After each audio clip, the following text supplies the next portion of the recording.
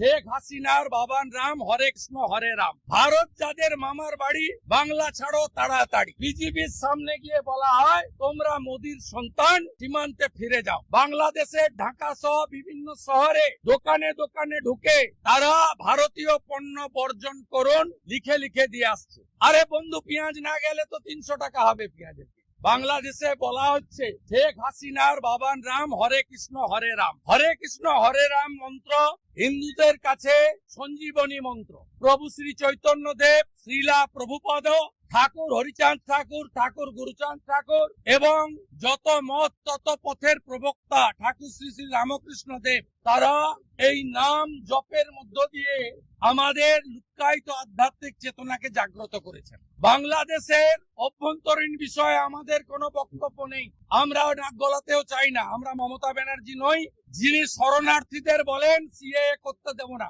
আর রোহিঙ্গাদের বলেন তোমাদের জন্য আমার ঘর বাড়ি সব খোলা আছে, আসো রোহিঙ্গা, তোমাকে খাওয়াবো পরাবো, হিন্দু হকার উচ্ছেদ করে তোমাকে আবার বসাবো। আমরা সবে থাকি না।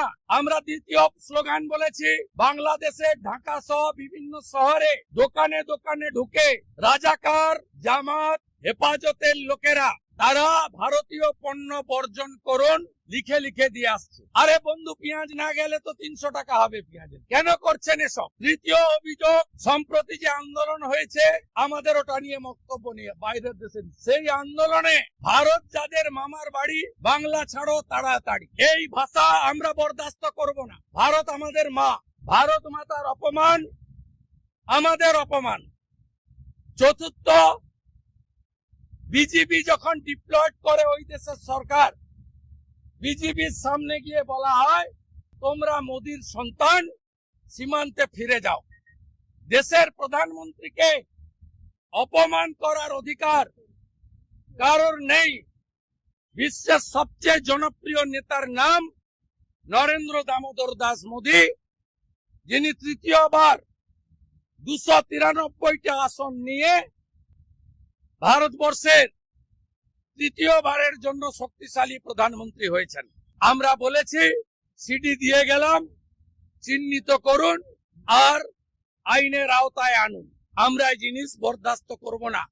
আমরা বন্ধু রাষ্ট্র এবং আমরা জননেত্রী প্রধানমন্ত্রী শেখ হাসিনা, আমরা চাই ডেপুটি হাই কমিশনারের মাধ্যমে এই ধর্মীয় ভাবাবেগকে আঘাত দেওয়া, ভারত বিরোধী স্লোগান দেওয়া, ভারতের প্রধানমন্ত্রী নাম ধরে অসম্মান করা লোকদের চিহ্নিত করে আইনের আওতায় আনা হোক। আমি এবারে আপনাকে ল্যাপটপ দেখাচ্ছি।